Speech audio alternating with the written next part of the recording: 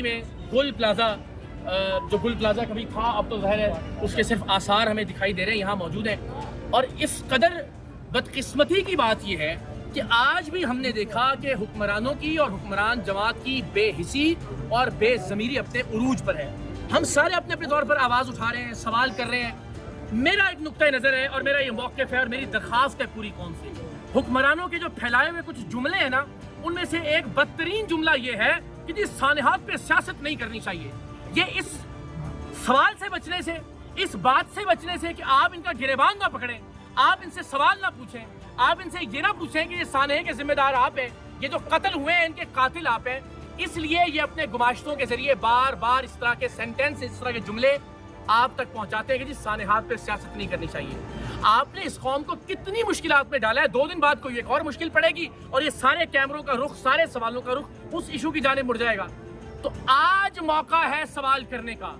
آج جب یہ عمارت جلتی ہوئی کھڑی ہے, ہم پوچھیں گے کہ کسی جنگل بیابان میں نہیں, کراچی شہر کے عین وسط میں, جہاں سے صرف 1 کلومیٹر دور گورنر ہاؤس ہے اور جہاں سے صرف 1.5 کلومیٹر دور چیف منسٹر ہاؤس ہے, جہاں اس وقت بھی شہنشاہ معظم عالی جناح جہاں پناہ ہمارے حکمران بہترین نرم اور گداز ماحول میں ٹھنڈے دفتروں کے اندر اس آگ کی تپش سے بہت دور ٹی وی پر یہ سارے مناظر دیکھ کے قوم کو اور آپ کو ہمیں گالیاں دے رہے ہیں.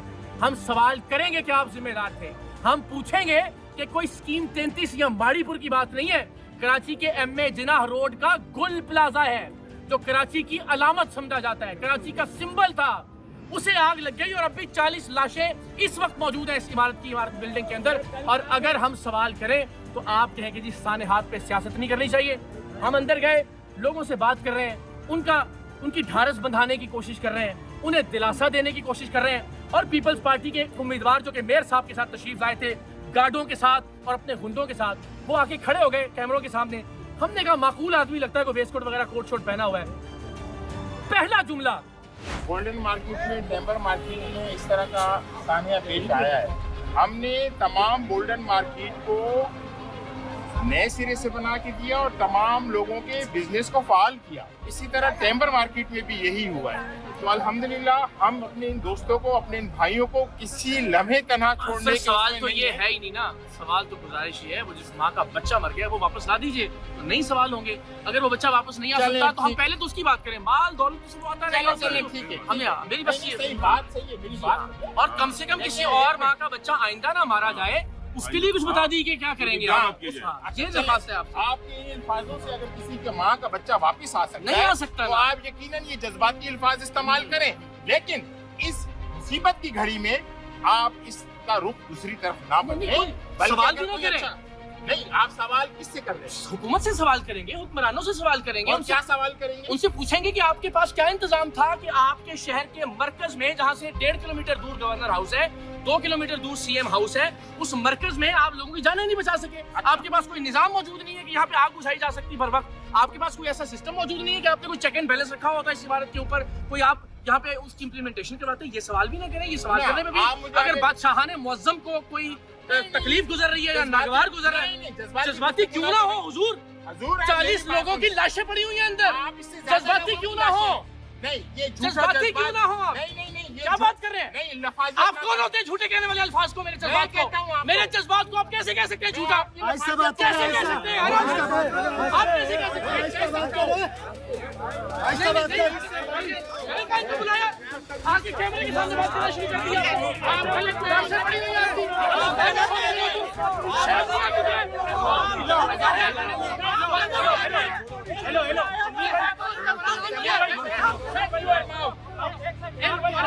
آپ ہو کون یار؟